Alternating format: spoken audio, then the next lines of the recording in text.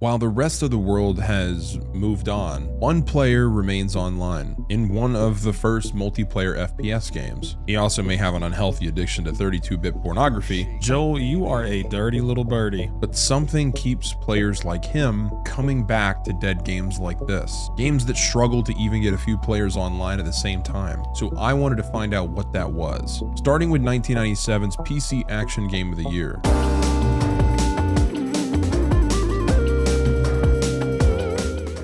The Quake series is one of the most popular and acclaimed of the OG FPS games of the 1990s. After the massive success of the first game, id Software, the same team behind Wolfenstein and Doom, developed Quake 2 with the all-new 3D accelerator graphics cards in mind, and with the ability to play as female characters in multiplayer for the first time, due to the growing number of their Quake girl fan base. And because they were some freaky little gamer boys. But 27 years later, I wanted to know if the gameplay still holds up today. When I opened the server list to find a match, I was surprised to find a server with 30 players in game, 888legend.com. Little did I know, this would be my initiation into one of the weirdest little communities of my adventure. My first match in went much better than I thought it would go.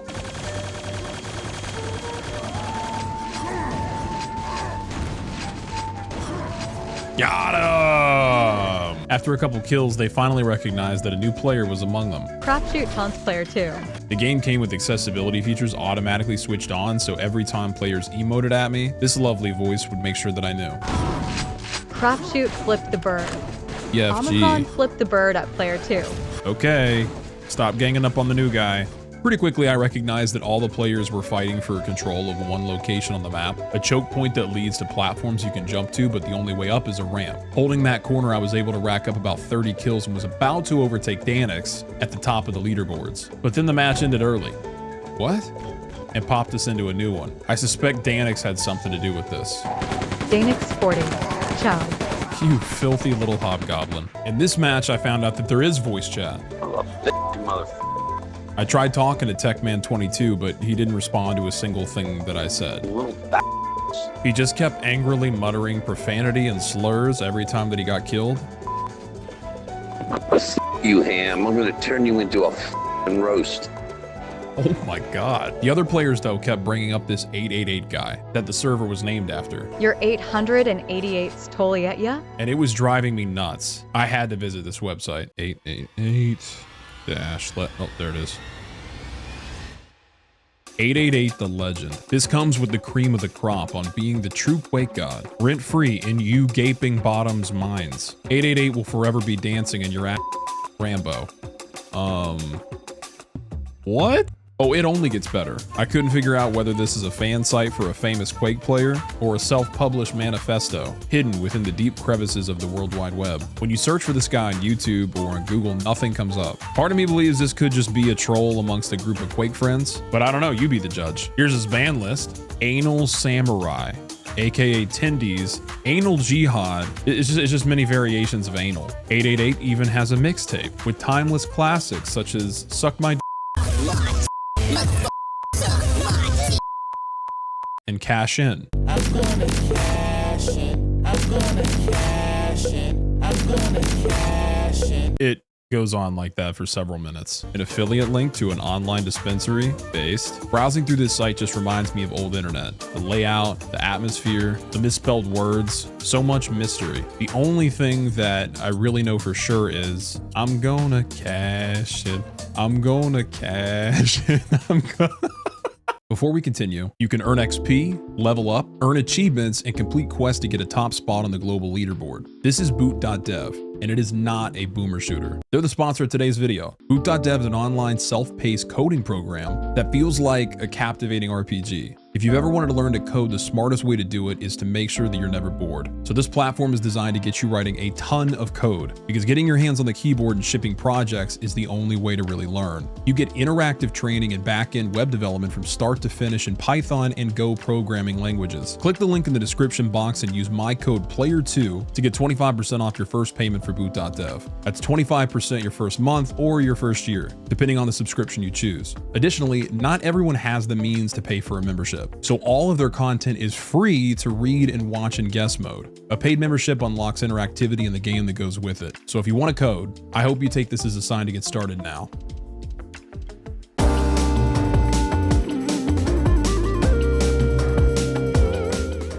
Team Fortress 2 is a staple of gaming culture, from the antics of in-game shenanigans to the grandfather of YouTube SFM content.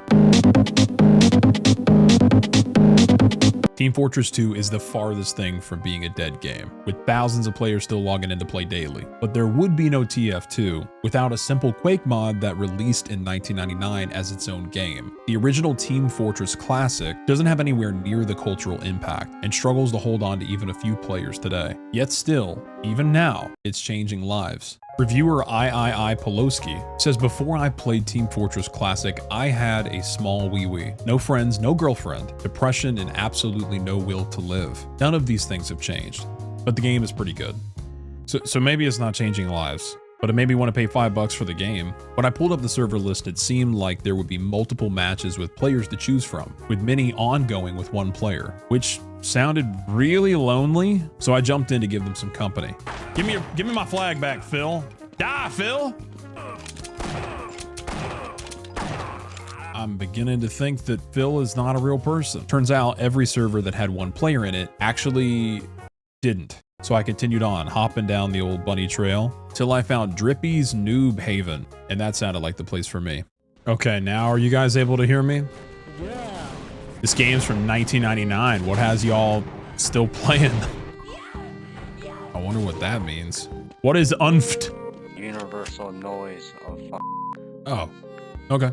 Grim had been playing Team Fortress on this specific server since 2007, and he was happy to teach me some tricks. Stay still, let me fix your hammer. There you go.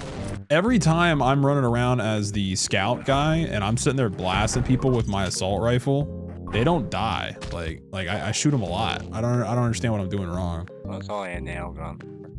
So it does nothing. Team Fortress has several different classes to choose from, with RPG-like stats for health, speed, and abilities, which at the time of the release was pretty unique for an FPS game. This is long before Battlefield and Apex Legends. I had been running as a scout, and unanimously they agreed that this was probably the worst class as a beginner. So I took their suggestion and ran as a heavy, whose primary is a Gatling gun. My first kill. Our goal was to score as many points as possible within a 30-minute time frame. The map didn't really hold up to today's standards graphically, but they were just built different back then, with one bridge leading between the two forts and an underwater tunnel system on both sides that leads to the other team's flag. The design creates several choke points where each team will try to control for advantages. Sound like a DJ though, that's good. You're listening to 97.1 The Wolf. The gameplay and vibes from the friendly old heads were great. Yo, dude's name in the chat is Chuggy Knights. What does that mean? I keep seeing that word lately, Chuggy. He said my vape needs charged.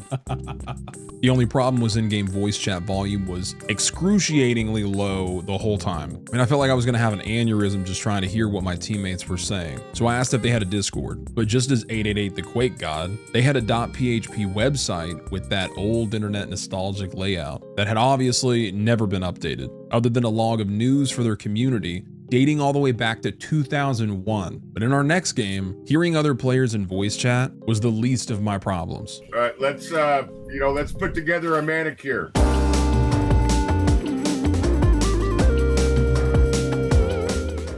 Tribes 3 is the most recent game I explored, launching into early access in March of 2024. With a long-standing series of games going all the way back to 1998 with Tribes 1, and the last iteration being 12 years ago with Tribes Ascend, fans of the series were hyped to see it get some new life. But within just a couple days, the player count dropped below 200. I tried matchmaking in all the different game modes, but the only one I was able to find a match in was Capture the Flag. What's up, Uzi? What up, baby girl?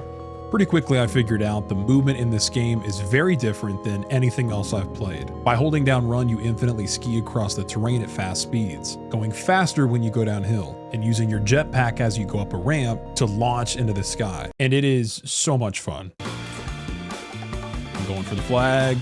Oh, I'm gonna get it. Oh, no, I'm not. Oh man, I played the original game, like, it must have been back in the 90s or something. Yeah, I remember dialing up and with that old dial tone, and they still kept stuff in there like Shazbot. I remember people would just spam Shazbot, Shazbot. This game was a blast back then too. I was just so excited to see like Tribes 3. And It's a blast now. So far, it's pretty fun. It took me a while to really get the hang of it, but when you start timing your jumps perfect, it makes for some really wild plays. Oh my God, the enemy flag got returned right as I went through it, dude. That was so perfect. I'm so close. Get it. Let's go. Yeah. Got it, dude. I can't get kills, but I can get flags, baby. My teammates were all friendly and hyping me up every time that I got the flag. Nobody was worried about KD ratios. It felt like a group of guys just getting off work or out of school for the day. Except for wrist fracture, we honestly couldn't tell if he was a real person or an NPC in game. Yeah, we could manage it. No worries, team. I'm not into a mandate. Let's put together a manicure. What? This dude has to be using a soundboard. Only boring tribes get bored, and you are not a boring tribe. Is he actually a bot? No, there's no f***ing way. Are you a real person, guy? No, the other guy. Defend our flag. Yeah, that guy. I swear to God, if you say that again, I'm calling Helen. Who the hell's Helen? As fun as it is watching a teammate completely miss a jump. Slam it. Oh, no! God. You were so close, dude. Oh yeah, you still got it.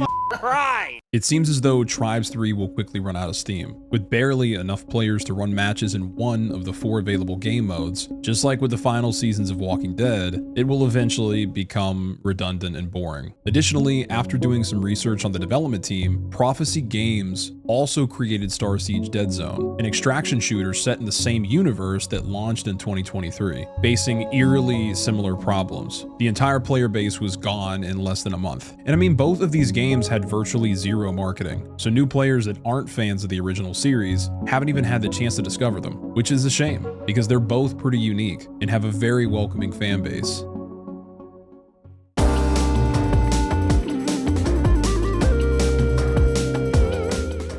Duke Nukem is the epitome of a macho man's man protagonist that was hailed in the 90s. After a few days of R&R, I'll be ready for more action. Aw, come back to bed, dude. This voice actor is now an ordained minister, by the way. Upon its release in 1996, for obvious reasons, there was plenty of controversy around the game's graphic erotic nature. So basically, I think the aliens are getting her pregnant? Who thought this was a good idea? But of course, this only made gamers want to buy it more, selling over 3.5 million copies in the United States alone. In 2016, the 20th anniversary edition was released with plenty of new content, but since then, the multiplayer servers have gone silent. And even with 0 matches available, I decided to create my own and wait. Just as I was about to give up, Joel hopped into my lobby, and we started a co-op mission. Without the medium of voice chat, we were only able to communicate through the in-game text feature. And Joel was from Peru with little to no understanding of English. You have playing Douge before? This is my first time playing. I from N64 playing, haha. And you? Fortunately, I'd spent some time in Lima, the capital, back in 2016 on my final deployment with my buddies in Assault Craft Unit 1. So we had some stuff we could talk about. I bet Joel likes ceviche too. He said yes. The levels were surprisingly complex, with plenty of secret spaces I never would have found without Joel. I was also taken back by the amount of interactivity in a game from this era. Almost every object is destructible. Oh my God, they have O.J. Simpson's Bronco chase on the TV. Or able to be engaged with in some way. I believe that Joel was also a dedicated admirer of the female form, as every hidden erotic Easter egg, he made sure that I saw it and reacted to it. Joel, you are a dirty little birdie. No matter how many times I accidentally killed him. Uh-oh, I killed Joel again. He was always there, helping me to learn the mechanics and warning me about traps. He says, hear caution. Well, but as we were nearing the end of the mission, we got disconnected. And no matter how many times I tried to make another lobby, I never saw him again. So if you're ever in Lima and find yourself a horny little Peruvian man named Joel, tell him I said hi.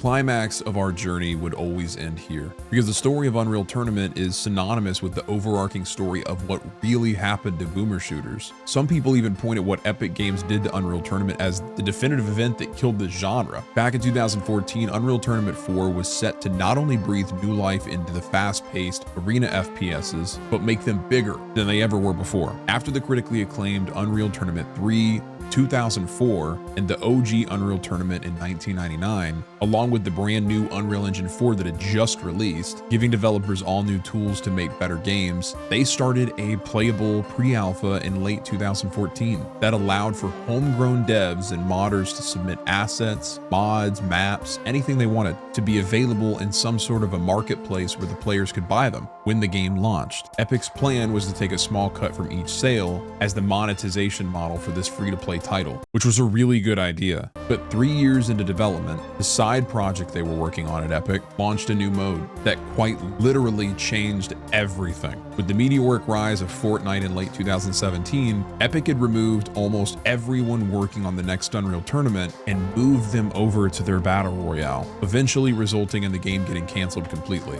and shutting down its servers in 2023. To throw extra fuel on the fire, there are still no answers as to why, but on December 23rd, 2022, Epic Games delisted all Unreal Tournament games from their service, meaning you can no longer purchase and play offline any of the games from the franchise that basically made Epic. But as you might have learned up to this point, gamers on the internet won't let things die. Why won't you die? The Unreal Tournament 4 Alpha, as it was when development was halted in 2017, has one of these little micro communities that we've been exploring. It's been running matches daily since the official server shut down. Their kill leader, XD, was pretty surprised to see me in game. What part of the United States you're from, player? I live in West Virginia. Like right here, this is the West Virginia mating call. If you do that in, you know, an outdoor venue, you know, in close proximity to at least a trailer park or two, you're bound to score some redneck punani. Okay. Getting the game to actually work, I had to jump through some hoops. I had to find the download to the alpha itself, and then there were a lot of tweaks to audio and things like game performance to get me to a somewhat playable state. I honestly have no idea what's going on. Like, so is this game not, this dude's dancing? Kill everyone on the other color? I don't see color, XD. I only see the blood of my enemies. Oh my God, that guy's, oh, that's you. Sorry. XD and I went back and forth for a while, killing each other and learning about each other's cultures. XD was from Mexico, so just like with Joel and Duke Nukem, there were some disconnects at times. You play Warzone? Wharton? I mean, Warzone? PUBG? I don't know how to say it in English. You're fine, man. I'm trying to, Warzone. Oh, Warzone? Yeah. Yeah, bro. Yeah, I've played Warzone. But mostly we just hanged out, like a party chat from the early 2000s. And we actually had a lot in common. You're from where in Mexico? Yeah, close from Guadalajara, small place. What's it like there? Same as like your place. Like when the people had sex with his cousin. You're not sneaky! Saw you up there creeping around like a little frickin' pot-belly hobgoblin pig, dude. You ain't gonna get by me. Oh, Deluxe is from where you're from, man. Down in the chat, he said, ja, ja, ja, ja, ja, ja, ja, ja, ja, ja, ja. At this point, I think I'd finally learned what keeps players coming back to these decades-old games. It's that small, tight-knit community feel. Everyone knows everyone and just chills with people they've known for years, with the warm and cozy early FPS graphics in the background. It's reminiscent of a time that no longer exists, and it is such a vibe. If you want to follow along as we explore communities like this together, consider subscribing as we adventure into new yet ancient places, in games you might vaguely remember or have never encountered at all. Our next journey takes us into the high risk for high reward genre of extraction shooters. As soon as that video is finished, it'll be right here. See you there.